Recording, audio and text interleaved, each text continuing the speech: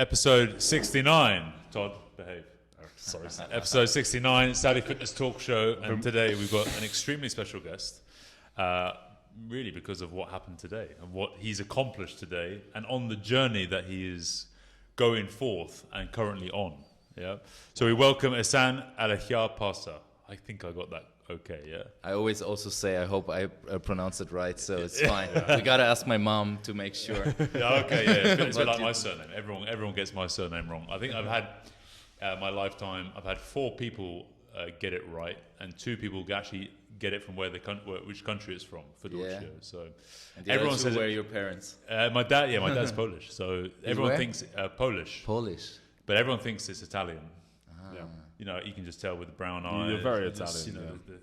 the tan and everything else. But no. Look, thank you very much for coming on. Thank you for We're having delighted me. to have you, and especially capture it just hours really after you.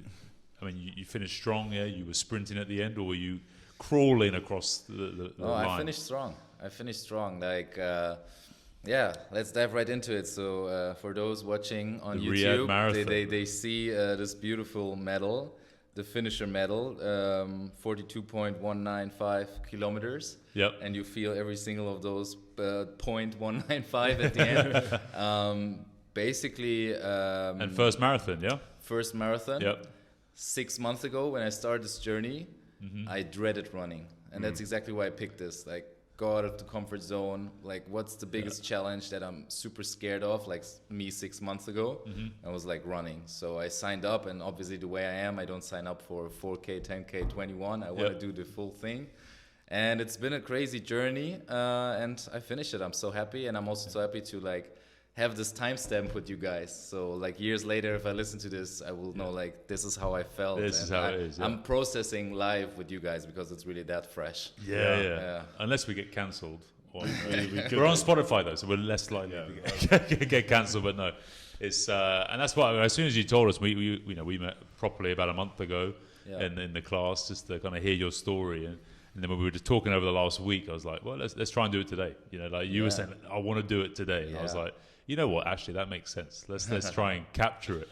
And but you said you're never a runner. Did you ever play much sports, or you just gone straight in the deep end? Yeah. So in my childhood, I grew up with karate, basically. Come close to the mic, I grew up with. I'll take it. Feels more professional. Yeah, you can even do this look. No way. If you like, I feel like I gotta do karaoke now. Yeah, exactly. So basically, I always quote my dad there. He said to my bigger brother and I, he said, "You are in a foreign country." Yep. My parents emigrated from Iran. I always say I was made in Germany, born and raised. The thing is, he said, "You are in a foreign country. You got to learn how to defend yourself." So like as soon as we could walk, my brother and I, he put us into karate, like the traditional Japanese Shotokan karate, and I did it like up to my early adulthood, where then I was obviously growing up in Germany, more likely to play soccer, or football as the rest of the world outside US. No front to the US listening. So I think like Super Bowl's coming up, so that's not a football. Yeah, when is that? It's tomorrow, I think. Yeah, Monday, isn't it? It's very soon. Yeah. No idea. Very soon. Yeah, I'll also watch the other football. I feel like now US gonna hate me, but they should call it hand egg because it's not a ball and they don't use their foot. Hand egg makes way more sense. Yeah, it's like rugby didn't call it football; they just called it rugby. Well, they call it rugby football, don't they? Rugby football. That's irrelevant. Fair enough.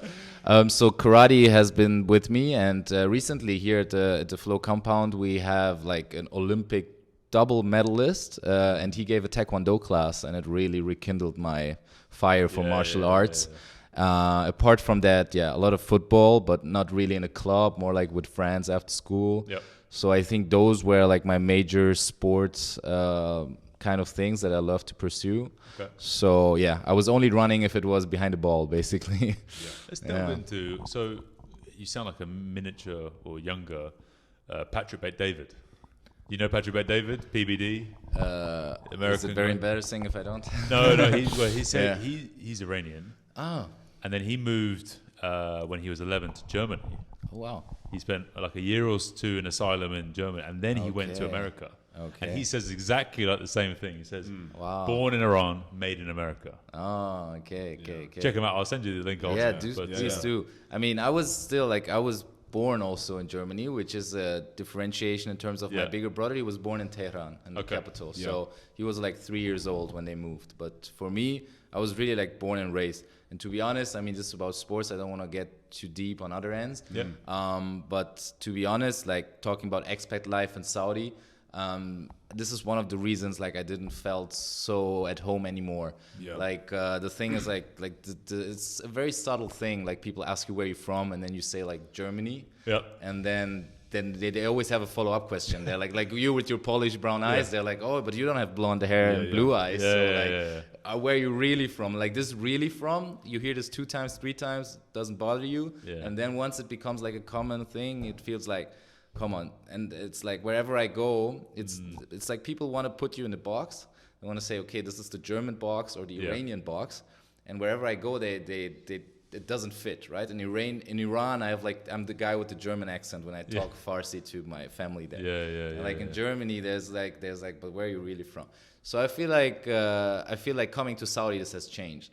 In Saudi, I feel like in Germany, I felt it's a liability. Like people always like, okay, he's from somewhere else. He's not like fully German, so to say. But here in Saudi, it's like an asset, right? It's like, wow, he comes from Europe. You know, we brought him here to build Vision 2030. And so it's like, it's just it's basically the same, like the other side of the same coin. But it is like such a different perception. And I feel so much closer to my roots also here, I would say. Yeah. And you're Muslim as well, yeah? Actually, I'm very happy that my parents left it open to my brother and I to choose. Okay. And I never really chose. I consider myself spiritual. Yeah. But I don't go by like any confession. So, denomination or things like that. I mean, technically in my parents' passports it says Muslim because they're from Iran. Yeah. And so it's just default. And I mean, in Germany you would rather be probably like Christian. Yeah. So I never really, I mean, I went to Christian classes in school because my friends went to those classes. It wasn't really about the religion. It was okay, that's what everybody does in Germany. At the same time, I didn't ever choose. And now being in a Muslim country, I like it. I'm really open to it. Like, for example, the prayer times, I love it. I see it like as mindfulness. Yeah. You know, like, makes you realize where you are in the day and connects you with the 100%. Kind of everything out there. You know what I mean? The sun and the moon, and got Ramadan coming up, where you kind of shift. And I mean, look, we're from UK and stuff like that. But I was saying to you, I was talking to Brad, and we were just saying the same thing. Having come in here, total cultural shock. Especially coming from the UK. I don't know. I've never been to Germany, but I really like it. I love it. Coming here, somewhere so different. Yeah. And obviously now this is something that everyone's kind of talking about, and Saudi's now on the map, really. What with Ronaldo, who I know you're a fan of. Yeah.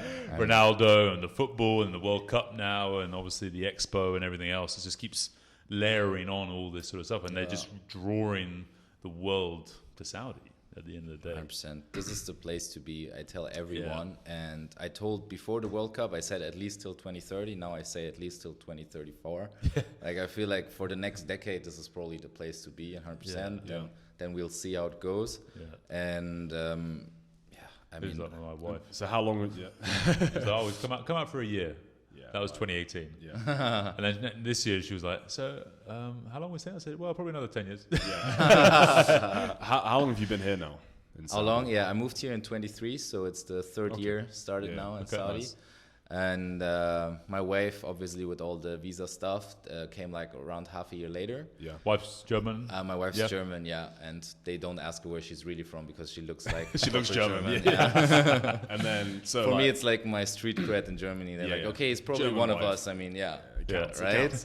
But like, since being here in Saudi, what are some of the things you like, and what are some of the things that you don't like so much, or just less, a bit or different, let's say?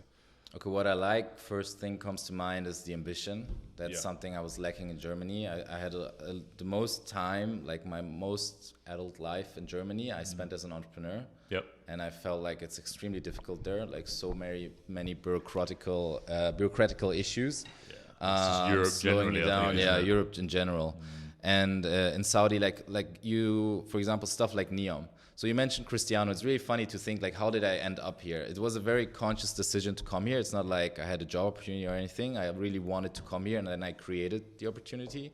The thing was, when I was researching this, I was getting different signals about Saudi from so different spheres. Like for example, Ronaldo announcing he's coming here. It's one random bit of information that connects Saudi Arabia and puts it into your subconscious. And the other thing is that you hear, for example, what was it? So you had Ronaldo moving here, and then on LinkedIn I got like recruiter emails for Neom. Yeah. And back then in Germany, obviously Germans being like the way the stereotype is true in that sense that you're like rather skeptical, you know, you feel like, is that even legit? Is that even feasible? Yeah. And so I'm like, obviously some of this concern was correct in terms of some of those huge ambitions have been like maybe reduced to a certain extent. Yeah. But I'm always saying like, I rather live in a country that shoots for the moon and lands between the stars, right? In contrast to like always being too skeptical and not even giving it a shot. So it was crazy because in Germany, that's Western Europe, isn't it? Yeah, that's Europe. That's Europe. I feel like obviously it's. I feel like my parents, when they came to Europe in '79, it was the place to be. Where the big dreams were, the ambitions, the opportunities. Exactly. All this sort of stuff. I mean, what's still good in Europe, what I'm grateful for, is the education system, the social welfare system. Like these things are really good, and still a lot of countries are catching up with that. But that's for me, like on the other side, on the flip side, what's not so good is exactly this kind of bureaucracy and the feeling that people are like in their 9 to 5s and they don't really like break out and have like some moonshot ambition anymore. That's how I feel, because it's sad if you look at like where Germany came from. Like Germany, like all those automobile brands and like engineering made in Germany is a brand for a reason. But it went from nothing to the biggest economy in Europe. And it's such a small country. I mean, if you compare it worldwide. So, and also like even before, if you think of Goethe or like all the poetry that we had, like the big thinkers we had, so it's actually, I compare it to Iran. I mean, the Persian civilization is like the second oldest that still exists. And if you go way back to like medieval times, you have like all those great Persian poets like Rumi, for example. And nowadays, like you see, I don't want to get too political, but I mean, it's fine. It's a pity to see this. Like, I'm not happy to say it, but I feel like really, it feels like in Europe we left in time, kind of. As I say it with a sad eye because I was born and raised there. But at the same time, I mean, it's not just Germany. It's like we see this right-wing movement across Europe, and now the last political results showed that probably Germany is the next in line to go like more right-wing and have a more right-wing political party in power. And I mean, I feel like I'm one of the only people that looks at those economic papers that they send out and realize, because I mean, I studied that, and I feel like this doesn't have any foundation. Like with their populist stuff works, people are like, yeah, you're right, let's become great again. You know, we know this analogy and it works, it's populist. But if you look at what they're planning, like also planning to exit the EU, like, I mean, you guys are from the UK, like how well did that really go, right? We just and they want to do it as well. And no one had any clue or any plans of how to exit. It just exited, and then right. So what do we do now? That was our issue, I think, with that. We just exited with no plan. No plans, or how to do it, nothing. And there are still no plans. Like if Germany, for example, proposed something like that, they also don't have a plan. Like if you look at the program, where is the money that they're gonna lose from all the ties they have through the European Union? Where is it coming from then? There's nothing about it in there. So and that's it. I think. Like with the UK, it's like if they had a bit of a plan, because it was so interwoven and complicated, but then also just having some sort of leadership who was ambitious and like an MBS here, right, we're going to do this, we're going to build that, we're going to create this. This is what we're going to give everyone a direction. We're going to focus on X, Y, Z. Like here it's like tourism and obviously entertainment and sports. UK's just lost. It's like, where are we going? Like, you kind of live like month by month almost. People who live there still. I mean, that's why I left 6 years ago or so. But it's still, there's just like, where's the direction? Where's the leadership? Where are we going? Now we have this. It can be seen as an opportunity. You can decide who you do deals with, not do deals with. All this, but no one's taking the horse by the reins. You know what I mean? And saying like, right, this is what we're good at. This is our strength. Let's, like a business. You know what I mean? It's like, what can we really capitalize on now? What are we good at producing? And let's go for it. But it's always like, everything's just halted and and then the horse is just going everywhere. At the moment, doesn't know where it's going. 100%. And then that leads to the people. Yeah, I mean, talking of this, as I'm already in this topic now, and I have no problem with being controversial. So I mean, it's the first time when I came to Saudi, I realized that like kind of an autocratic regime can be a good thing, right? Because you grow up in the West, and you grow up with democracy being the holy thing, and everything else is evil. Yeah.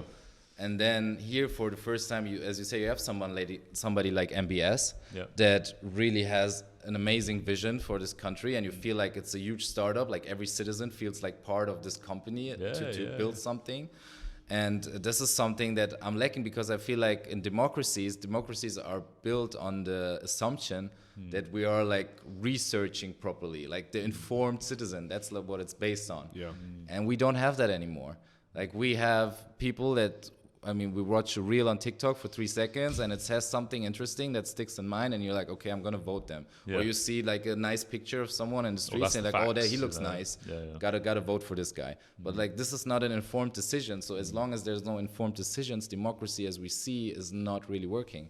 So obviously it's always scary to give so much power into a single entity. It's just high risk, isn't it? Yeah. But I feel like at the moment the higher risk is give it to the majority, which I'm not even blaming the majority. I think like the majority. That's what happened with Brexit, wasn't it? Yeah. Right, you the people vote, and then no one knew what to do. And no one knew what Brexit was, or like this is where we have these people in place, and government and politicians who are more educated, informed, and understand to let's listen to the people. It's like in a company. You don't let everyone. You hear from everyone, and then you decide if that's rational, makes sense, or doesn't make sense. Everything else, you know what I mean? But just to go blindly, like, okay, you guys said yes, let's go, and then like what David Cameron did and everything else is like mad. Without actually, guys, wait. We actually don't know how to do this. You know what I mean? We don't know how to get out of here, and we don't have a plan, and we don't just. Then people are like, okay, let's just stay in for a bit longer while we figure out a plan. Then we go out later. I remember, you know what I mean? Like, no one believed it happened. No one thought it was going to happen. And when it did happen, it was like, what? We're actually leaving? Holy shit! Like no one knew. No one understood. And we're not even part of like Europe as a continent. No. Everyone says we're not European anymore. So okay, well, we'll just stop. Where are we? We're really like in an era now that there are some news happening that you can't really grasp, and that, like, for example, years ago, like, it's also like more or less controversial stance that I said like I will stop consuming the news. Which I like. My argument is like people often misunderstand it and feel like it's a lack of empathy, whereas it's the opposite. I'm too empathetic, and if I hear all that stuff that's going wrong, I'll be down all the time. I totally get like that the generations coming, like every new generation, they're more and more depressed because you're constantly getting this negativity. And I feel like I always say like it's about the locus of control. So do I have control over that what's been taught in the media?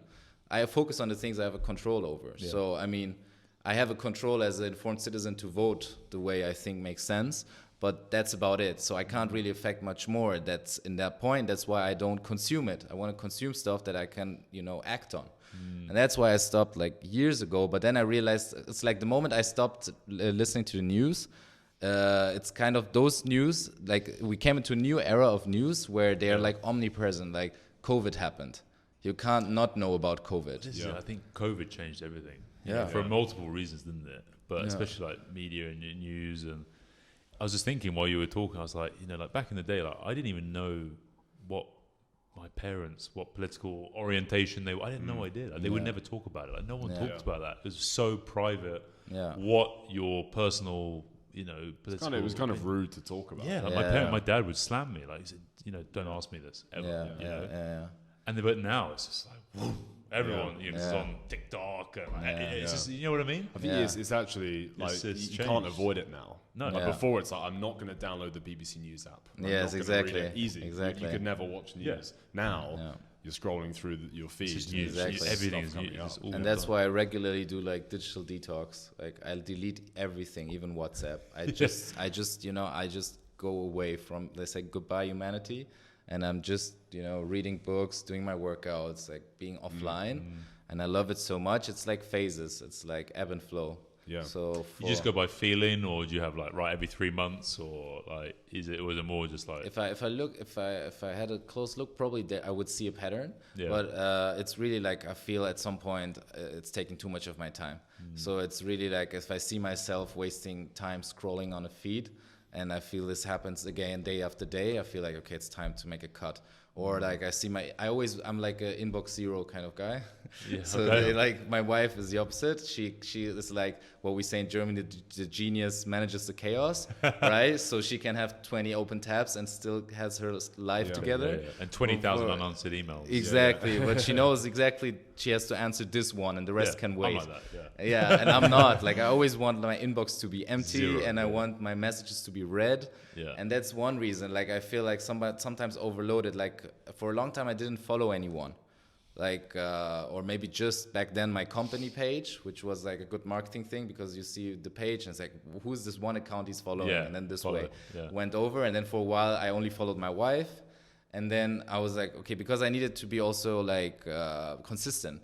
Because if I follow like 5 friends and then the other friends are like, okay, why is he such a douchebag? Why doesn't he follow me back? So I was like, okay, inviting someone to your wedding, you know, that sort of thing. Oh, you didn't invite me to your wedding. Yeah, exactly. Whatever, you know? That's like the new age version of that. It's like, didn't follow me back. So what does he think? Who does he think he is? And so, and right now I found a good solution that maybe is more sustainable. That now I'm just following my neighbors at Flow, actually, because I feel like these. I mean, what it's all about, probably the community and everything. Like I feel these are people like. One, there's FOMO, because I feel like, okay, they are living next door. There's a terrace party I should know about, right? Yeah. And then the other thing is, I feel like these people I really see almost on a daily basis now. Either it's at the gym or at some other like event we have. So I feel like I want to be up to date what's going on in their lives. And this is like a nice separation, because now my Insta stories are like basically an update on my neighborhood. Yeah, which I feel is how are you quite finding cool. Living at Flow? Living at Flow, I mean, obviously I can't say anything bad as I'm the ambassador.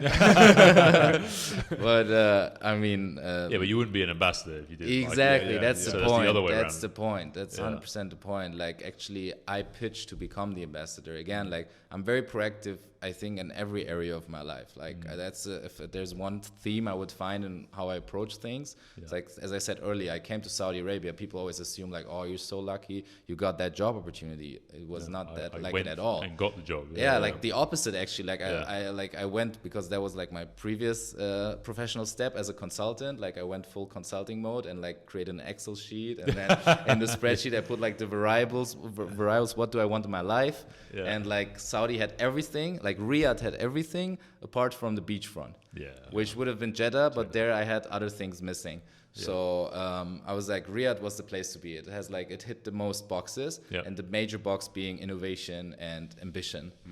And also I feel like one of my friends said you meet like the top 1% of all around the world here. And I agree 100%, because all these things that we just discussed before, they lead to brain drains. Right? People that actually could like change the country, change the economy, they get fed up and they're like, I'm out. What is this mess? And so this brain drain, then they're like, where we go? And people, which are smart, I'd assume, right? Again, no front to other people who feel offended. I don't know if they're like, hey, you call me dumb. I don't know. But don't worry. Yeah, so I think it's just natural. You get attracted. It's a law of attraction, Exactly. You get attracted by something or some place where you also feel appreciated, which ties back to what I said at the beginning. Like, is it a liability to have a multi-ethnic background, or is it an asset?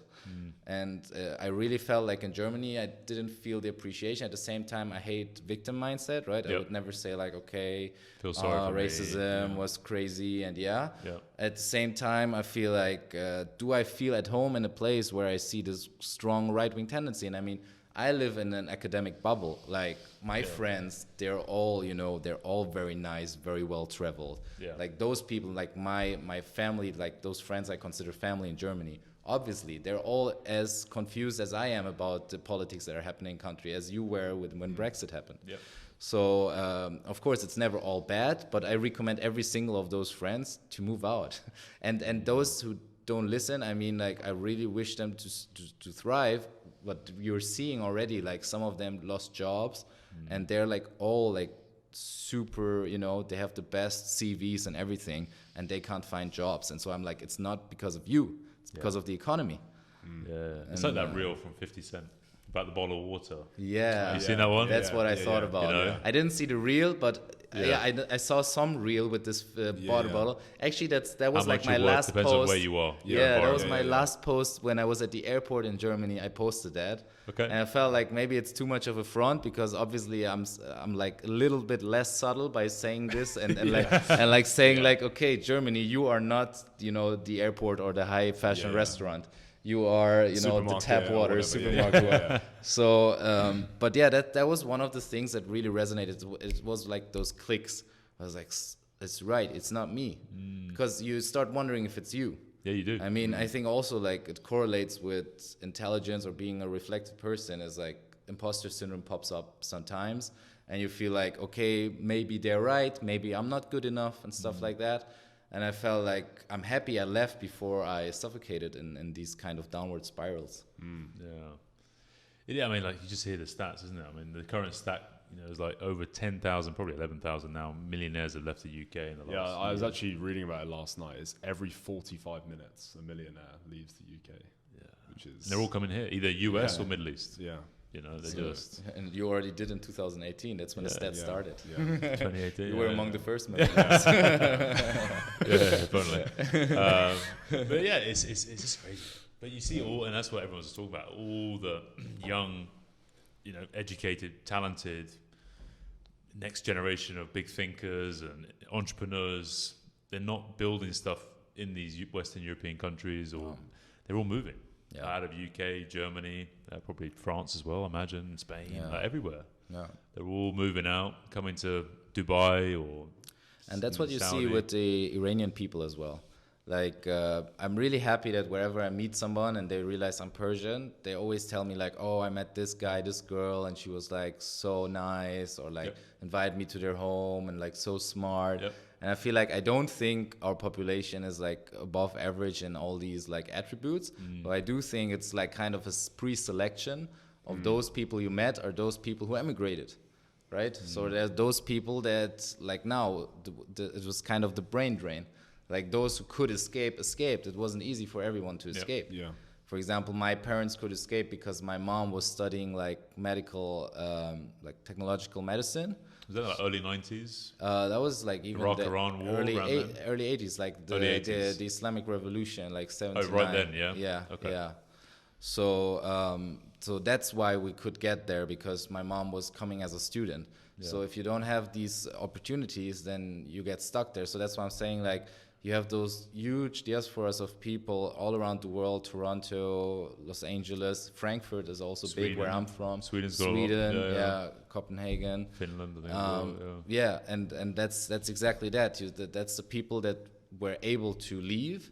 And now it's like, back then it went to Europe, and now it's going out of Europe. And I feel like, obviously, my parents were not like super happy when I said I'll move across again. Yeah. Especially like, when they're like, exactly. But I say, like, for the exact same reasons you came over. We ran away 20 years ago, whatever it was. Exactly. And 20 years ago, you had all the rights to do it, but you wouldn't do it today. Yeah. And that's the thing. Like, I'm like, I understand, obviously, as a parent, you want your children close to you.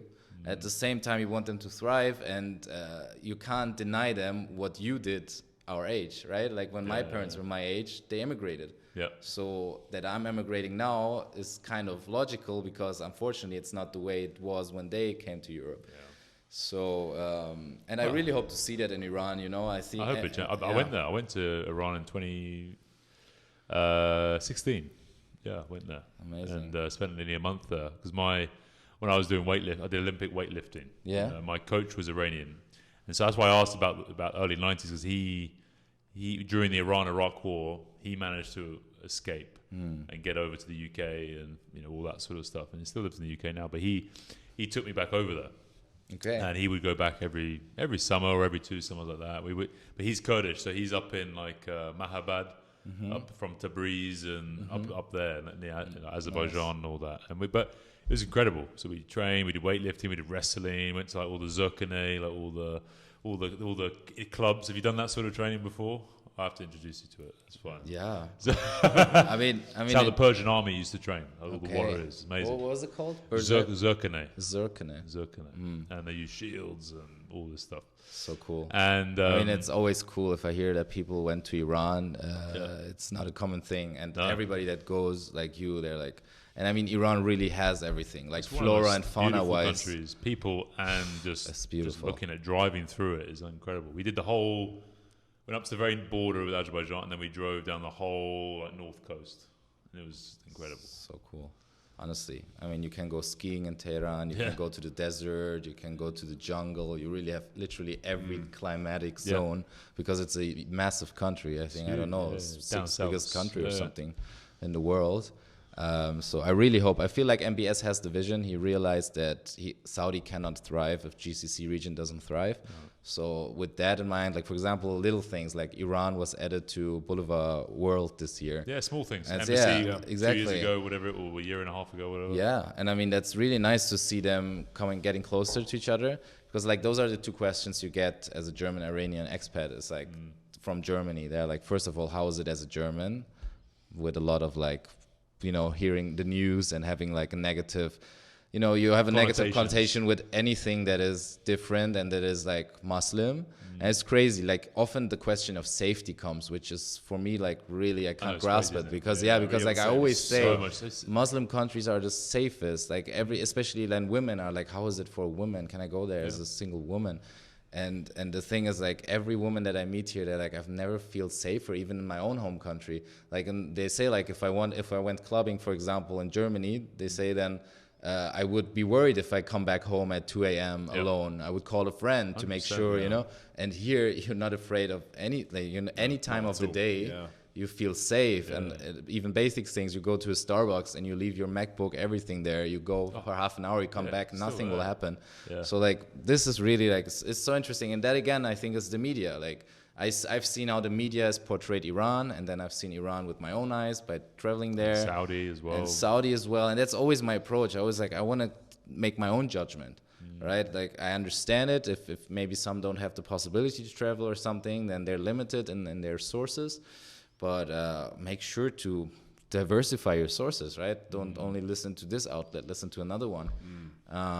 Maybe then I think the truth is always like somewhere in between. Even like the stats that I saw the other day, like the world's safest countries, like top 10. No. Saudi was, I think, number 3. UAE was 2. Singapore was 1. Yeah. And then within the top 10, there were 6 Gulf countries, I think. There you go. Like Qatar was there, Bahrain was there, and then like, but not many. You know, US certainly wasn't there. UK wasn't there. Like nothing. No. So everyone's it's so dangerous there. And it's like, you know, it's when I came, especially 6 years ago, back in 2018. All my family was just like, "You're mad! It's so unsafe. The terrorists are there. Blah blah." Yeah, there's no infrastructure. That's especially funny. My father-in-law was like, "Do they even have supermarkets there?" And like, you know, stuff like this. It's just like. That's the funniest. That people and you realize they live in such a bubble. Yeah. And like that people think of the region as one country. Yeah. Like it happens up to today, and I've been posting, you know, regularly that I live in Saudi Arabia, and then last week I got it, which is cool. I will help her out. Maybe now she'll come to Riyadh, but she contacted me because she's like, "Oh, you live in the Arab Emirates." No. No, Saudi Arabia is that big, and then you have UAE. Well, people think Dubai is a country. Yeah, most people think Dubai is a country. It is a country. And Abu Dhabi and is a country. Yeah, exactly. And Saudi Arabia is probably one of those. If they know what Emirates are, then Saudi is one Emirate of the United Arab Emirates. because people hear Arab and then they say, okay, that's that thing. Yeah. And then it's, you know, it's so complex. Yeah. Like even the different dialects of Arabic, you know, in Egypt and Lebanon. And you speak some Arabic? Basic. I mean, like survival stuff to tell the Uber driver where I live and left, right, straight, exactly, stop. And 80% is khalas, right? Yeah, and khalas. Yalla and Ewa. Inshallah. Inshallah is also like I use it in any language now. Like if I speak German or English, I will say inshallah. Yeah. And what I mean by that is don't think it will happen. Yeah, the opposite. It's like how we use hopefully, isn't it? Hopefully, yeah. Hopefully. But I really love the philosophy of inshallah, the way I understand it. Yeah. Because, for example, today when I did the announcement that I'm going to do the marathon, I can say confidently, I will run 42K today Yeah. And then I just add a humble inshallah at the end. Yeah. And then you're good. Yeah. Otherwise, in Germany especially, you would be like, oh, so arrogant. He's like, let's see what happens. He's like, he didn't even run yet. So, but then you say inshallah, it's like, if God wants me to, I will. It's not all in my hands. And I love it. Like, even if you like believe in God as defined by the Quran or by the Bible, or even if you just are spiritual and you feel like there's an energy that connects us, whatever it is, like this bigger being or energy, at the end of the day, you acknowledge that it's not all in your control. No. And that, again, I think is good, because I say I have a high internal locus of control, so I feel like I focus on what is in my power, and I feel like a lot is in my power. At the same time, I acknowledge there's some dynamics with luck and, for example, coincidence. I was born in Germany, and I was born in very again, I don't like victim mindset, but I feel like there's a lot of people that claim to be self-made and say they came from zero, and then I feel like, okay, then I came from minus 100. Because, but then at the same time I acknowledge, like, even if you go as far and say, like, I didn't live in the greatest neighborhoods in the beginning, it's still in Germany and not like, in another country you where can't it's win, dangerous. There's always someone saying, but that's it. Like, it's all relative. It's all relative, and that's it. It's all relative, and it doesn't make sense to compare. And I feel that at the end of the day is what you make out of your resources. Like, there's one phrase, actually, I think I learned it from my brother. It's German. I'll try to translate. So basically, it says, like, everybody is the smith of their own luck. Right? Yeah. And so I love this, because this acknowledges that luck exists, but then again, it shows you that you have a lot of, like, you create opportunities to become lucky. Like, I came to Saudi to now, for example, be the Flow ambassador. Did I know about this from Germany, coming from Germany? No, it's not like I had this 10-year plan and I would be where I am today. But I created the chance of becoming lucky by coming here. And that's why I feel like I love this dynamic between saying I'm in control and I acknowledge, like, inshallah, if everything goes right, I will achieve it. Is that something you've always had, like being very proactive? Or is that a skill you've kind of worked on? You're always trying to think, like, what else could I be doing? How could I put myself in the right position? Or is it something that you've worked on it, or just I feel like it comes a lot with growing up in a country where you're seen as foreign. I have to say it that way, because I am a German, right? But I mean, the higher I went, let's say, in the, like, socioeconomic chain in society, the less people looked like me. Less POCs, less people with what we call in Germany migration background, which I don't like this terminology. I rather say migration, like, foreground. Like, it's not something I hide. It's not something he has. Again, it sounds like a liability. Right? And I was like, no, it's an asset. It's a foreground. I have a migration foreground. I'm German and Iranian. I mean, it's not like I'm lacking something. I have both. And with that mindset, I felt like, okay, because I was the only guy in those rooms that looked the way I looked and, had the parents, like, or the situation I was in, I felt like I always had this mentality, I have to work thrice as hard. I always felt like, okay, if I'm not proactive, I will not get anywhere. So, one point is proving, because you constantly feel like you are underestimated. Which I feel like I got comfortable with being the underdog, because then you surprise everybody out of nowhere, which is cool. I mean, it's comparable to the marathon, or even comparable, like, with the next goal that you teased at the beginning, that I will do the Ironman, the 7.3 for my 30th birthday, inshallah. There you go.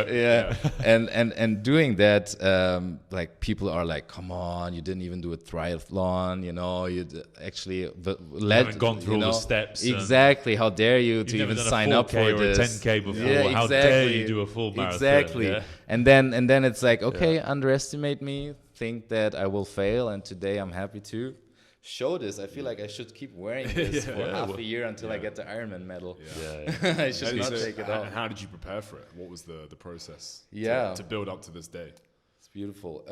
So the process was, actually, I need to go a little bit back in time. Go far.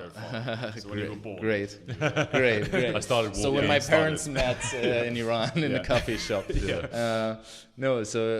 Just a decade earlier. So when I started, like, becoming of legal work age with 18, Obviously, as soon as I could earn money, I earned money. As soon as I could support my parents, I did that. Because I know how much is sacrificed to give us this opportunity of having free education in Germany. So that was the mindset. Like, even I was like folding jeans for below minimum wage, which is crazy. Like, back then it was still legal to pay that little amount. And so I was doing these things, but I told myself, especially with the pain, that I'm like, I feel like I should be earning more. Like, my lifetime, my hour is worth more than, I think it was like 5.8 euros. So I was like, and then I did like a promise to myself, and I said, like, I give myself a decade. Like, in a decade from now, I don't want to have to sell my time anymore. And it's like that was a moment, because I felt like I hated it. I felt like already, like I felt with the water airport analogy, I felt so unappreciated. I felt like, okay, I have to start at -100. I need to. I mean, I was doing it besides studying. I did so many things. Like, I was a flight attendant full time besides studying full time, while folding those jeans and while tutoring also at my university and starting up my first online business. So it's like, that was my life. I didn't have the best grades because I was juggling like so much at the same time. But it's like, that's the hunger that I grew up with. I felt like I need to go from this 5.8 euro to much more ASAP. And so now, fast forward 10 years later, I'm happy. Like, I turned 28 last year. And I'm happy that my final day of work, like work being like, I consider escaping the matrix, like the 9-to-5 corporate work. Because I mean, if you see, like, I don't really look retired with all the stuff that I'm doing. But like, I left kind of the corporate side of work. And it was like the 31st of July was my last day, and I turned like, I was still 28, I turned 29 the next month, so I was really happy. It was like full circle moment. I'm like, I set this deadline a decade ago, and I made it. I guess I have to say Alhamdulillah at this point. Keep humble. Exactly, to make sure it's like, oh man, he has so much control. No, he had luck.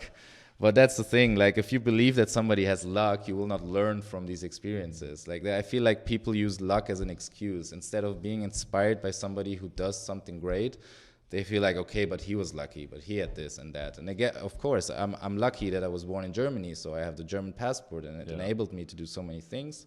At the same time, it was not easy. Like, that's the crazy thing. If I talk to my Iranian cousins, they always feel like, oh, you live in Germany, you're rich, it's all good. They have no idea of the struggle of starting fresh in a new country.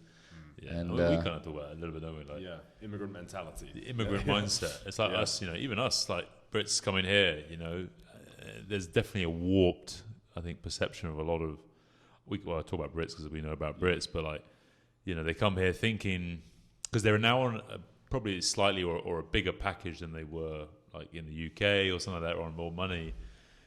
But compared to everything else, we're still working for, Saudis and other big businesses. And actually, a lot of expats here are trying to get ahead of themselves, I find. They think that now they've made it and everything else. But I come here thinking the opposite. I'm like, even though I'm on what I was doing and everything else, and now we've built our own business here, but I feel like I have more of this immigrant mindset now in here, because this is not my country and everything else. To work all day, all night, hustling, all this sort of stuff, and which I don't have when I go back to the UK. But when I'm here, I just have a different mindset. You know what I mean? Very interesting. I think it's with my dad and like his family, all after the world wars, they all came from Poland, Ukraine, all that area up to the UK, and so they started with nothing and all that sort of stuff. Had to build from scratch. And that's where when when I came here in 2018, I was very comfortable. Everything was good, everything. I had a good business, good work. Everything was great. I was going in the right direction. And I thought, screw it, I'm going to leave all of it and come here, and just start. Like, when I came back in 2018 with Alan, and just start from kind of scratch. No one knows you. You got no reputation. You got nothing. You know what I mean? Yeah. Whereas you can already build up like 10, 12 years of that, and then you have to just start from scratch, sort of thing. So I think my point is just that it's, when you come here, that mindset, the hunger is different, because nothing's kind of, I don't know, when you're in your home country, it's just different. I think it's a lot of home comforts. I think things are comfortable. The people your network is there. I think it's because your parent, you see your parents' generation have it one way. You think, oh, that's just going to happen with us. It's just going to be like the same. It's a given thing. It's a given thing. But it's certainly not. In the UK, it's very different. 100%. You know, so. But back to your marathon training. Yeah. So 10 years ago. Exactly, 10 years ago. Yeah. And now when I turned 28, obviously I'm like, that's why I say I thought like if I say I'm retired, probably people have a different connotation. They feel like okay, Netflix and chill all day. And I feel like for me, what it means is I'm prioritizing my health now. So I did like a 2-year plan of becoming an Ironman while being 30. So I will turn 31 then next August, next year, 26. And I want to do the Ironman in my hometown in Frankfurt on the 29th of June. So, and that's a 2-year plan that I created like last September. So in the first milestone in this plan was today. Yeah. Exactly. Getting all for this piece of metal, but it's beautiful, so it's totally worth it. And it was like, half a year culminating in this. And this, of course, is like now step 1 done. Step 2 will be the 70.3 Ironman for my 30th birthday. And trust me, I negotiated for hours with the AI to do the full Ironman on my 30th birthday.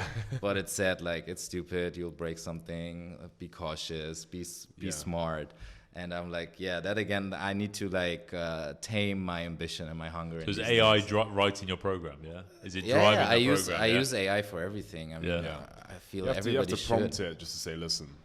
I know it's a bad idea. Exactly. Just tell me, all right? Don't give me any problems. Just tell me what to do. Exactly. That's why I did. I didn't ask for your opinion. Just tell me the plan. Tell me how I do it. Exactly. I kept negotiating. I'm like, look, I'll do this full time. I'll do no other distraction. I will only do this. Can I do it? And it's like, no.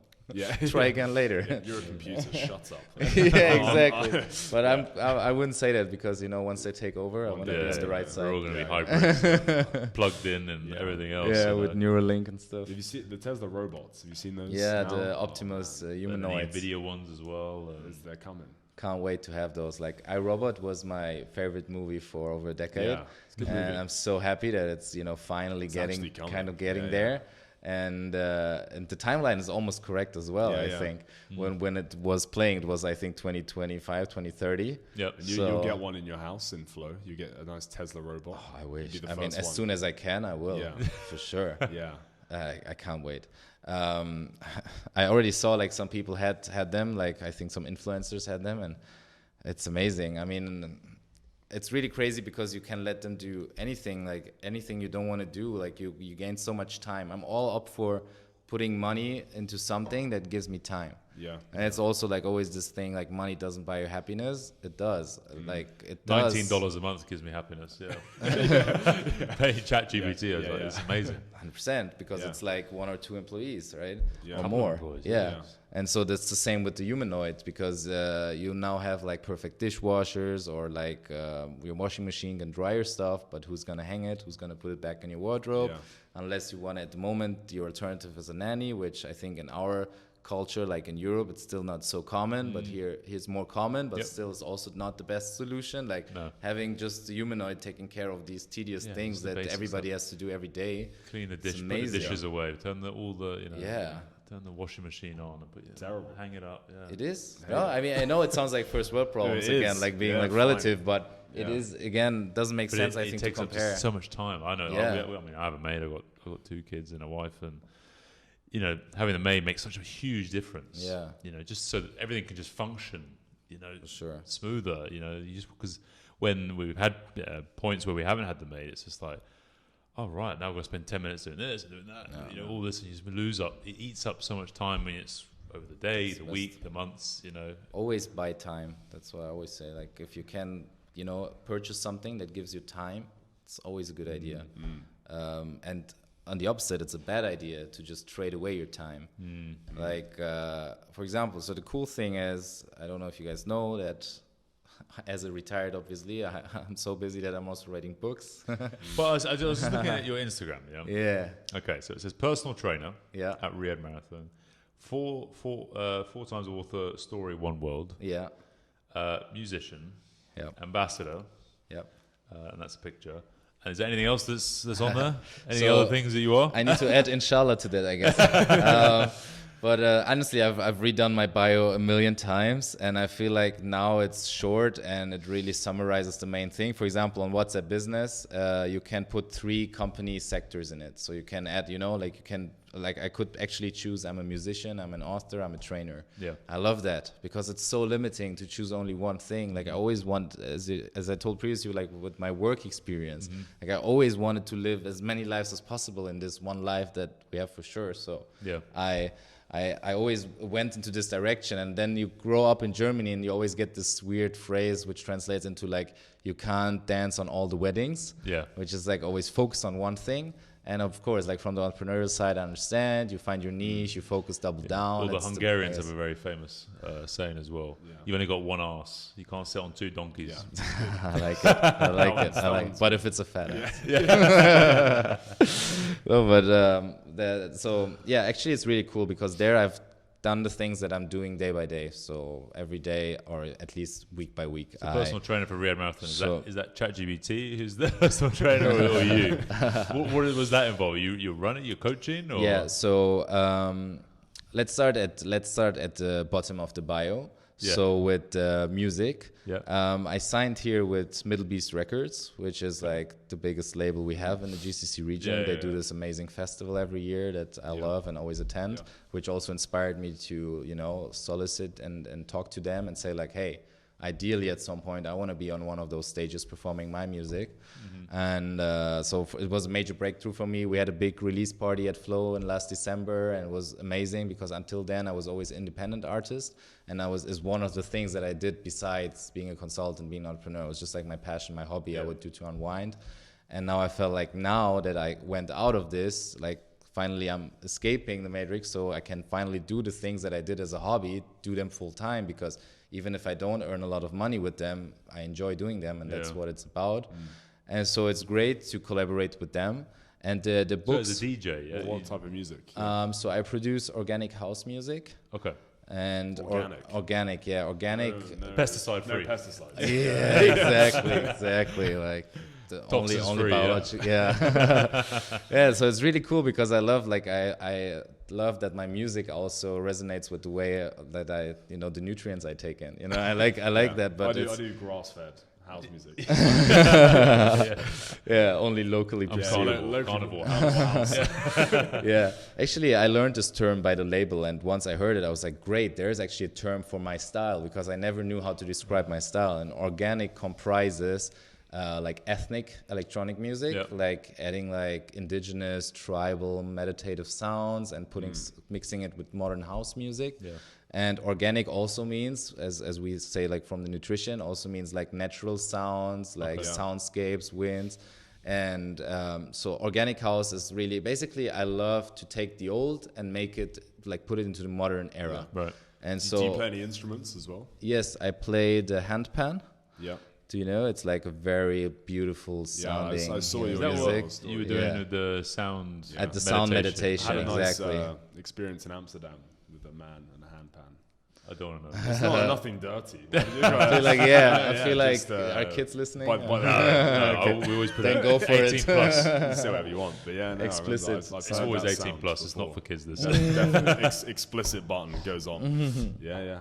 Okay, and then so you said what, handpan? What else? Yes, so I'm learning the piano. Yeah. My wife is way better in the piano. We also have like a proper, how do you call it in English? It's not a piano, but the proper thing. Keyboard. Yeah, but isn't there like for the big thing? Isn't there a proper term? You are the native people. Okay. I got a DJ deck for Christmas. Yeah. What are you playing the instruments? I haven't taken out the box yet, but I'm thinking. You're looking at it. I'm looking at it. Or it could be my 3-year-old daughter's one. I'm not sure. It's just My Little Pony. Yeah, My Little Pony DJ set. Yeah. So I mean, the music is cool, and especially what you mentioned with the sound meditation. Actually, that's also brand new news. Just today, we came back for the marathon, and my wife talked to Stu, the wellness and fitness director of Flow worldwide from Miami. He's here for a while. And I mean, you guys obviously know, but just for the listeners. And the listeners also should know, but no. Everybody, shout out to Stu, cool guy. So basically, he just talked to Rebecca and said like he was a big fan of the sound meditation that we offered at Flow, and it's becoming a regular thing. So we'll offer it again next week, and it will probably become a bi-weekly thing because it's fully aligned. And there again, like my role as an ambassador playing into that. Yeah. My role as an ambassador is I was attracted by the values of Flow, like oneness, giving, and community. And so that's why we came here, and that's why we wanted to live here in the first place. And then now it's amazing because we're one of the very first neighbors, as we had earlier. Like I'm the only Saudi ambassador there is. There's like I think 10 ambassadors in the US. Right. But like the Saudi branches are expanding super quickly. It's planned to have like 4 compounds here in Saudi. I think 1,000 apartments. Right. Last I heard.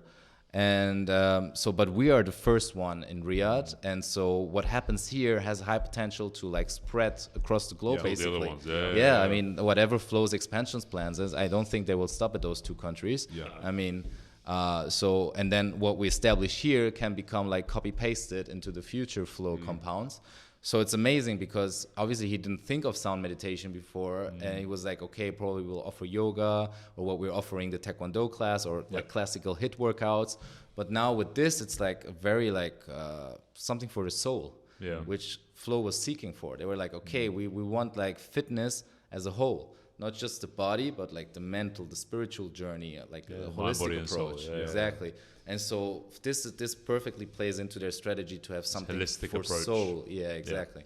And so it's amazing. It was confirmed, and my wife and I are doing it. But nice. Congratulations! Thank you so much. Thank you so much. Because I knew I wanted to offer something. I thought it's gonna be body rather than soul, because I'm now like setting so many physical goals for myself. But it was actually my wife that was like buying those crystal bowls, and she did it for herself, just like because she's a consultant. So she's like, on the screen all day. So she just wanted to do something offline. And so that's how it happened. And that's why she enjoys also offering that, because she's like, I'm not at my laptop. So I don't even feel like it's work for me. It's actually also, we always say like with those healing instruments, which might sound esoteric, but like, the handpan, for example, when I bought it, there was like a proper handpan store in Germany. We're so lucky. Like it was like 3 floors, only handpans, and we were there like a whole day. 3 floors of handpans. Yeah, like this guy is amazing. It's just one amazing guy that loves handpans, and he opened the store. And we went to this guy, and the way you would expect, this guy was so super niche, cool. Yeah, like such a unique personality. Yeah. And he basically offered us to try as much as we want. So we tried every single one. And did he have dreadlocks? No. This kind of guy? No, he didn't have that. But I think maybe from his fashion style, it goes that area. That style. And I mean, that was amazing because he said it like he was more spiritual than we were at that point, at least. And he said like the instrument will find you. And I really felt it. Like when I was playing this, I was like, this is my sound. I love it. And connecting with it. Exactly. And what he said is like, as the artist, you're always the first listener. That's what I especially loved. So like when I'm playing it, I'm like not thinking consciously, now I play the F note and then I do this, right? I let it flow. No advertisement intended. Yeah. But I really let it flow. And then I hear it and I'm like, wow, this sounds great. And I feel like I'm grateful for this instrument, like that it does those vibrations. And it flows through me. And now we are offering that. But I will put the spotlight on my wife because she is the pioneer in that, and I'm like a supporting act on that. But it's great for me to have some live music regularly that I offer here in Riyadh through Flow. And lastly, my book, actually my 4th book is coming out this month. And it will be about my marathon journey, my preparation, but actually it will be like, for the first time, it will be storytelling. So it's like, the other 3 books, they're like more like manuals, philosophical, psychological books. First one called How to Live, then How to Love, that I co-authored with my wife. And then Sexy Rich, which is totally different. It's just like, how do you retire and, escape the matrix? Because obviously once you do that at an early age, people are like, how did you do it? And no, it was not crypto, so. I was going to say Bitcoin. Exactly. So I'm like, it's basically, I read so much literature about it, and I just like, what is working for me, I put it into my book. And then now the 4th book is called The Final Note, which is a play on like the musical note, because I talk very deeply and like openly about my motivation for the marathon, where like because everybody, I think, has a mission on such a big endurance event. I feel like there's like a high correlation with also people going through some trauma or some hard times, that they feel like, you know, they see it as a meditation to have a lot of time with their thoughts and without distractions. You have to spend a lot of time on the roads by yourself, running. Exactly. I've been alone for many kilometers today, and I was like on some weird highways. I was like, where's everyone? and then I was obviously I had no chance. And then, okay, I could listen to music, but the birds were chirping very nicely. So I put music off. I was like, okay, now it's still like 30 kilometers left.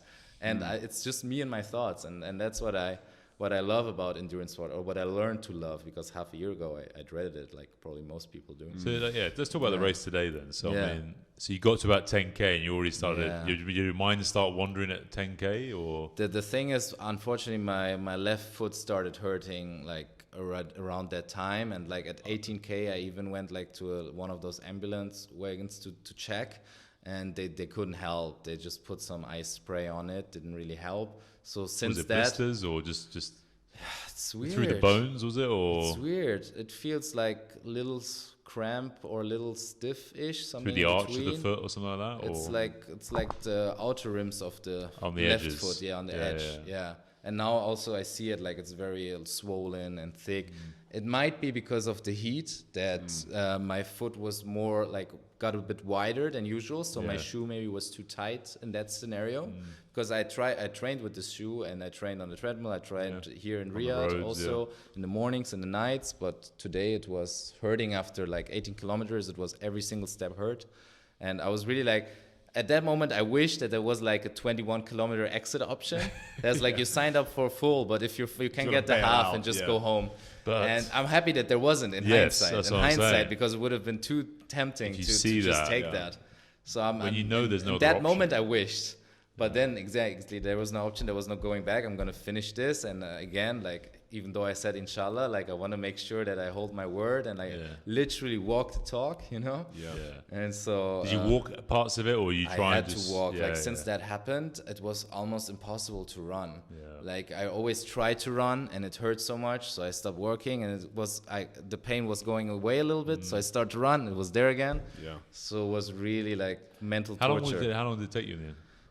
It take me, so I will not disclose, just kidding. But like, okay, to just say the disclaimer, as the first marathon, I just wanted to finish. I don't even really know what a good time is. I do, I think I know like 4 hours is a good time, isn't it? That's what some people say about. It's very good. And I think like the real cracks that do this like a lot, they try sub 3s. What's the world record? 3 hours. It's 2. But actually like there's some. So Kipchoge did like the 1:59, right? But it was on perfect conditions. It was not an actual marathon. So it doesn't really count. It's not counting as a world record. I think his world record was 2 hours and a minute or two. But which is crazy because we always thought a human body cannot go under 2 hours at this pace, this distance, but he did it. So it's really inspiring. And again, like half a year ago, I didn't know who Eliud Kipchoge was. So interesting. You go down this rabbit hole. Something like 22 kilometers an hour for 2 hours. Like most treadmills don't go. I've seen those reels on like Instagram where people try and run at the same pace as for 1 kilometer, as long as they can, and they just fall off the back of it. Yes, if you even achieve that speed. Like I felt like maybe I can run this for 400 meters, and he can do it for 40 kilometers. We probably couldn't even do it. Exactly, if you even get to that pace. Exactly. I think my top speed ever on like one of those woodways was like 23. 5. Top speed ever. It's ridiculous, insane. Like a full out sprint. He's just chugging along. Just loving it. So anyway, time-wise? So time-wise, actually there was a cutoff at 6 hours. So they communicated it just like days before, like very short. The way they expect to organize. But that was crazy because first I thought it already they communicated that they will close the like athlete village at 3. So everything will be done at 3.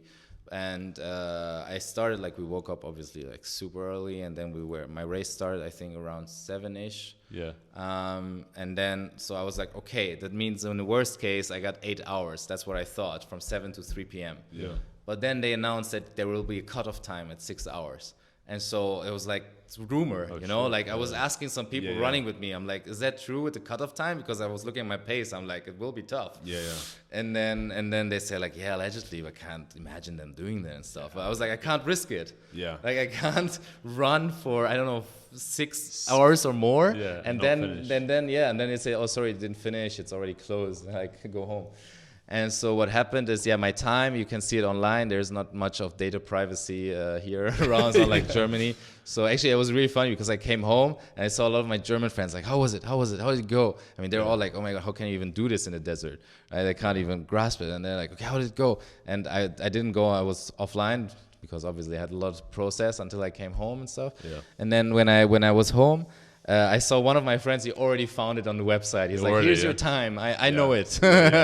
And it was, I think, 5:55, so just below 6. You got in. Yeah, exactly. Because that was my fear. I was like, I can't not finish.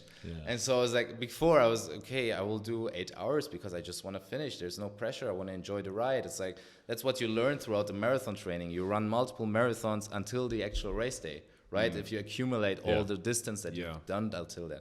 So it's like that day you want to enjoy it. That was one of the best advice I got from a friend. That he said like, your personal best is not a time, it's not a distance, it's the feeling.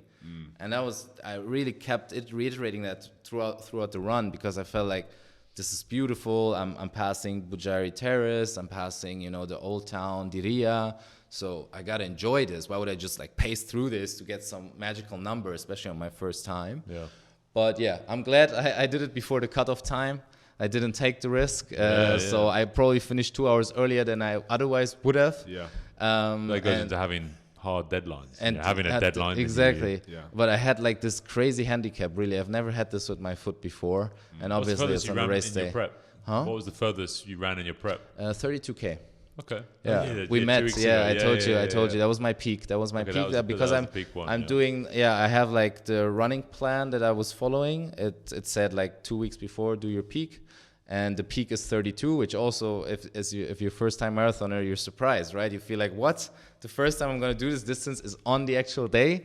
But that's how it is because otherwise you need too long to recover after this. So like you can't really build up to it doing that. Then you're exhausted on the race day. So I felt like even 32K 2 weeks before was too ambitious. Like the week before I did 16K. So just last Sunday even, I did 16K with our Sunday running here. Club, and so I did 16K.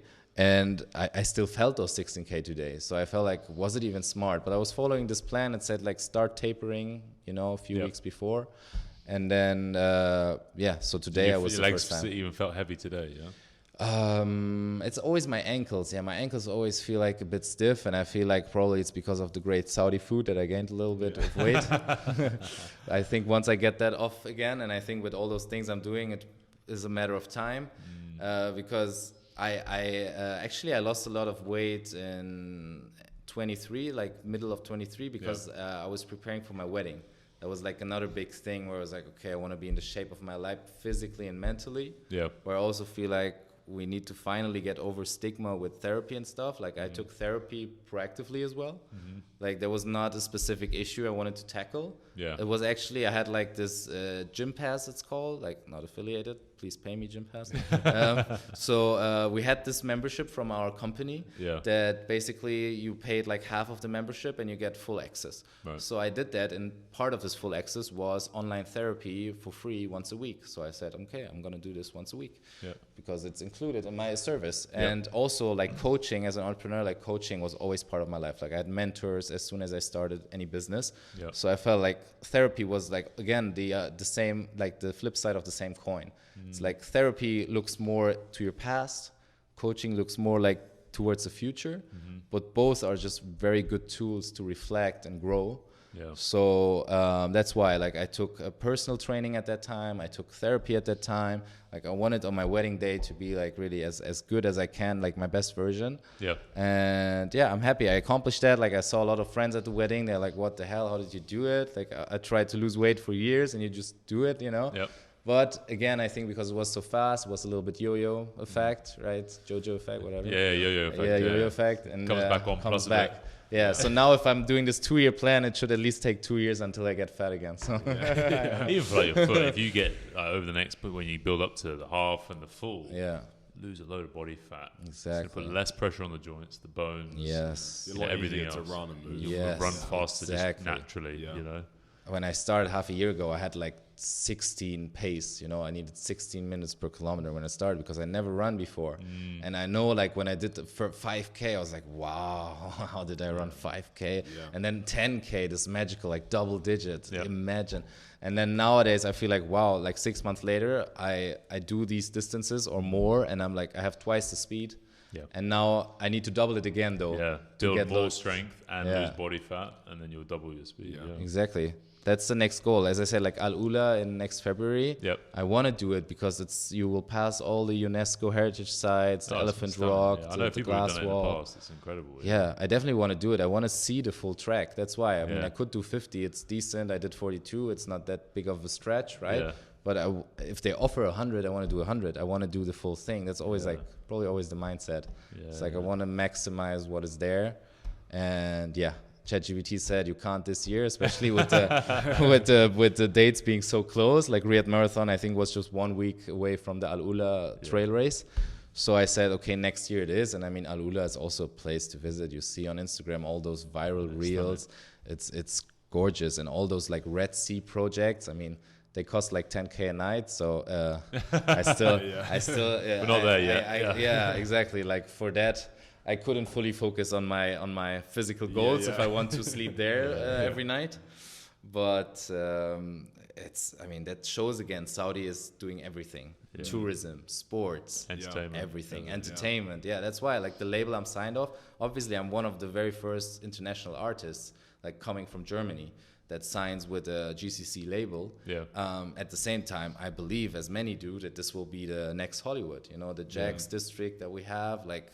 These labels, they will grow just like Saudi will grow. And so it's always good to be there at the beginning of something growing big. And I feel the same way with Flow. Like I feel like I look forward to meet the founder next week. He will. I think the whole team will come for a big opening party. And because I want to surround myself with people that just think limitless. Like that's what drew me to entrepreneurship. It's like, wow, you don't have to be a cog in a huge machine. You can infinite, you can become the machine. You can hire people. You can create jobs. You know, you don't have to apply for a job. Like I realized this at the very end of my studies. So when I was like, okay, now I have a master's, so I need to use it, right? So I was like, I felt like, what did I get this piece of paper for if I'm not gonna even apply for a job? But I really felt like if I had this mindset earlier, maybe I wouldn't have studied. I mean, studying again, if I hadn't studied, I wouldn't have come to Saudi because I needed like the credential to be hired over here, like what they call on the visa. It said like economic specialist visa. So I wouldn't be that without a university degree. If I was. So that's the visa you got now, That's the visa I was on for the first year. First year, and you have Iqama now, I had Iqama until very recently. So at the moment, I'm here on a tourist visa for 90 days. Because it was actually a big hassle because when I wanted to get my wife onto my work visa, no problem at all. The other way around, apparently, is a problem. Now she works here, and I stopped working here. And we wanted to transfer my Iqama onto hers. And they said that's kind of like, we never really had that. Apparently, like there's not a lot of husbands that, I don't know, have... Stay-at-home husbands. Stay-at-home husbands. That's, I don't know if that's a term that I would agree with. I know. Stay at compound, just kidding. But you're doing the dishes now. No, that's the Tesla bot. Until the robot comes. No, but I mean, the thing is, I always say that, I mean, obviously it's a joke. I don't need to defend anything. Just stating that people have a narrow view on relationships, I feel sometimes. Because any time in the relationship you zoom in, you would say there's an imbalance somehow. For example, the moment that she was searching for a job here and we were working on, living on my salary here, I told her, quit your German job. Like, what the hell? Like, you're doing the same or even more hours, putting in more hours and earning so less, you know. I earn much more with the same effort, so it doesn't make sense for you to work. And then when she come here and she had a job, the same happened. She's like, that job that she got was even better, like paid also, than my job here. And so we had like the same logic, and it was so interesting how quickly your reference point changed. You come from Germany and you feel like, wow, I'm making a lot of money now. And then she gets another job and you're like, oh, for this money I will not work. It's not worth that money. And this happened within 6 months, right? It's crazy how quickly your reference point changed. But this also taught me, like, there is never an end to this. Always make more. Can always go to more fancy stuff, get more fancy stuff. But I don't want that. Like, that is not how money makes me happy. It makes me happy by giving me the freedom to do whatever I want, whenever I want. This for me is being rich. And that's why I like the book's called Sexy Rich. It's like obviously a clickbaity title because people want to get rich quickly. But I want to have those people like read the book and then realize what being rich really means.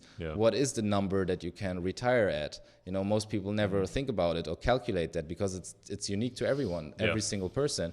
Do you want a Ferrari or do you want to, you know, live independently in South America?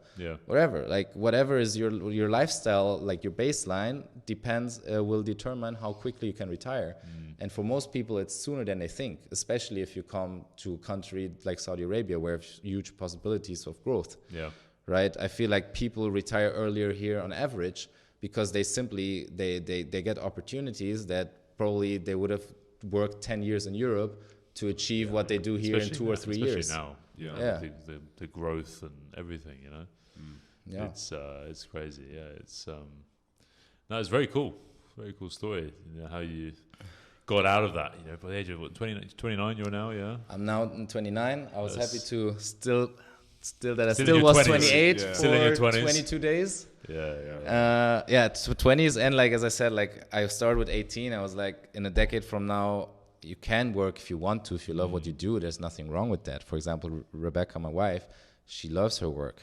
That's the thing. And also, like, we always have this healthy competition. That's why she also ran a 10K today. You know, whatever we do, we always like push each other to do the same, or like to, you know, always be competitive. And that's why, like, we were like kind of a big four family at some point.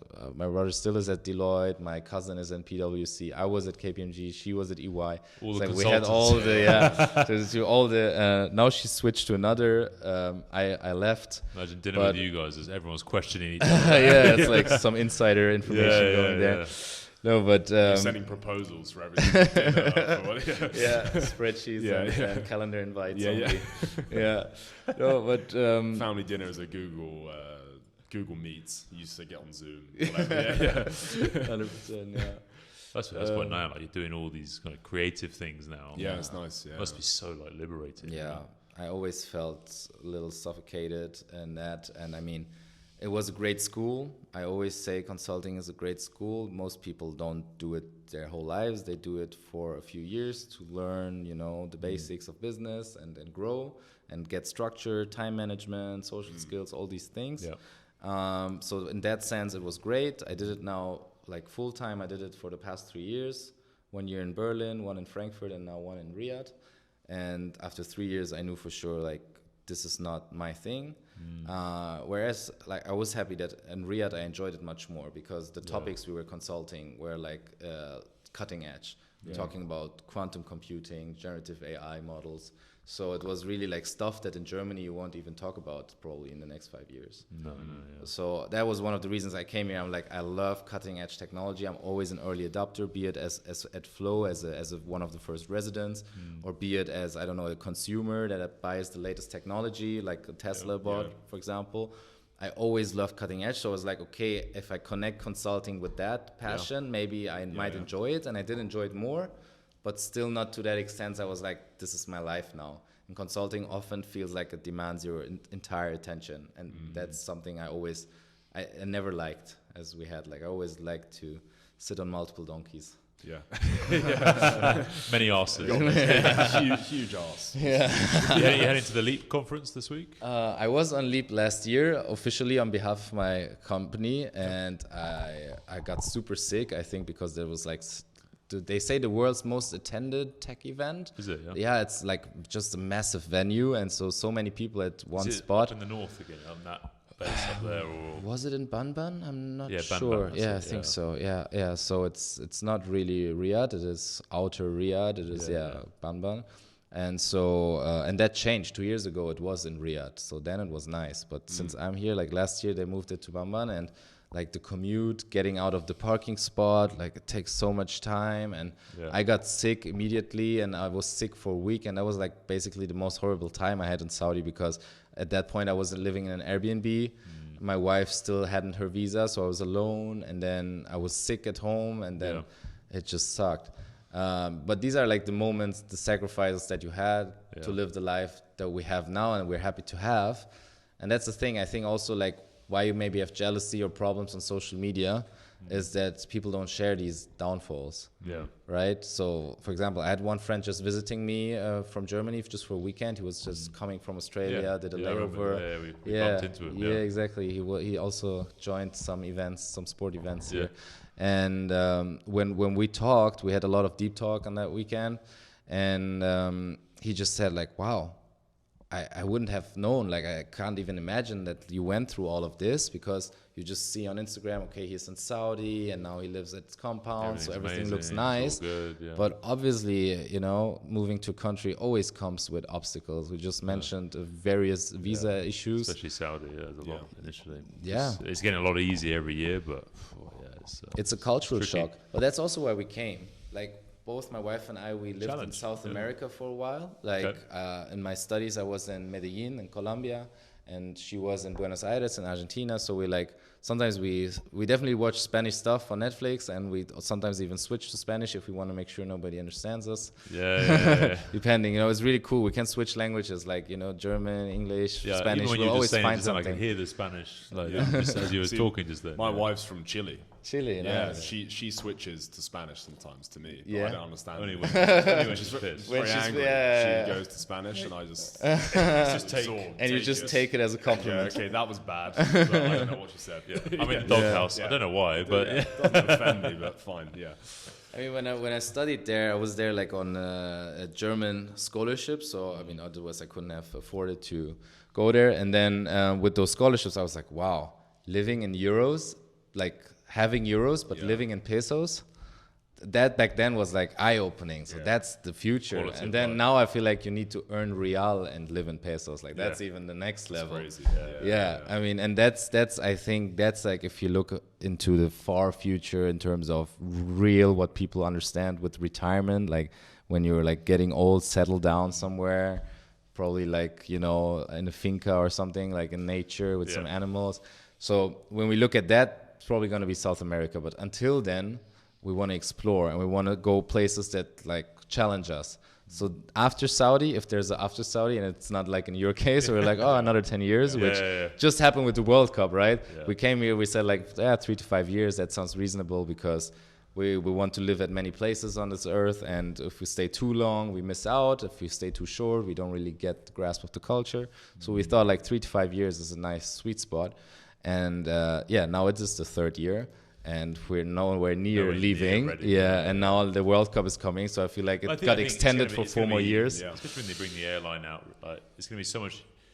It's going to be one of the central hubs in the world. You know, Riyadh, I think. You know, up there with Heathrow, London, like, you know, New York, LA, like LAX, like one of the biggest. Dubai Airport has become that as well. Yeah, so airports in the world. You know? So it'd be so easy just to move from here. You can have your base here, then go. Spent 3 months here. It's already so easy. Like we fly. There's a Lufthansa flight to Frankfurt every day. It's less than 6 hours. It's my marathon time. And I could run it, right? On the wing. And just do a lap of Riyadh. Go anywhere. And so I feel like sometimes when we fly with the time zone different, if it plays in our favor and we gain 2 hours, you could leave like for breakfast and be for lunch. You can already be in the other country. That's great. And it's just amazing. Getting to Europe from is great. Like, you can with Germany and London, especially in Paris. You leave at like midnight. You're there. It's 5 a.m., 6 a.m. in the morning. You don't miss anything. Exactly. You know? If you can sleep on the flight, it's perfect. Yeah, it's great, isn't it? Yeah. So, no, it's good. Well, look. Thanks. You know, it was great to share. You know, be able to catch you the day of your marathon race. Yeah, and be able to capture. I'm sure the audience, even on YouTube. But it sounds like you're like moderating this off. I felt like, damn it, I'm starting to get warm. Yeah. But look, there's always part twos. There's always one. We've already had someone guest on twice. So great. Yeah. But it's great to be able to capture it and see your emotion with everything, and start hearing more about your story. I'd love to dig in more about that. It's really, really cool. So look, thank you. Look, with Ehsan, we always kind of say, where would you like to point people on the show? People listening, people watching. Where's the best place to find you and everything that you're doing at the moment? So on Instagram, it's just my name, Ehsan. I put like 7 underscores to just have my name because I wanted to, I didn't want like 1995 or something. I just want, that's my name, but obviously there's 69. 69. It's so cool that I got this number. I mean, I didn't know. If I knew, I would have said yes even quicker. But so it's Ehsan. If you need it, put 7 underscores, but hopefully it will pop up on Instagram. And my music, actually, my artist name is Fresh Prince of Persia. Yeah, nice. The mix of the 90s, Fresh Prince of Bel-Air, mixed with the Persian, organic, like old school instruments and vibes. So that is that. My book, I'm happy to repeat, as you asked. So are they on Kindle or the Amazon or audio books? Yeah, they're physical books. Physical books. But I have a German publisher, but they're international, so they should be available on Amazon and everywhere. Yep. So, and my 4th book, as I said, comes out this month. I'll talk like a lot deeper about my connection, my why, like why did I do this? Why, I always feel like you need to be a little crazy to do 42K, to sign up for something even.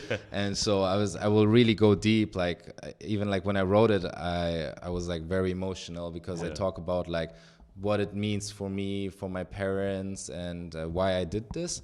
So, and I hope it will motivate a lot of people that like me dreaded the sport of running to give it a shot. And I connect like how all these things that are in my bio make sense to be in one human being. How these things all at the end of the day are aligned. And I think Instagram. Is that April you said? Or? The book deadline. So my publisher, like I publish twice a year. You still writing at the moment? I'm wrapping it up because I also wanted to include some really fresh, raw things from the marathon. So I will still wrap it up, but my deadline to publish is the 2nd of March. So it will probably be out in the next 2 weeks. I'm doing the last final touches. And I will release those books every half year. That's kind of the rhythm I found, which is nice because also that's like quick. This podcast. It's quick.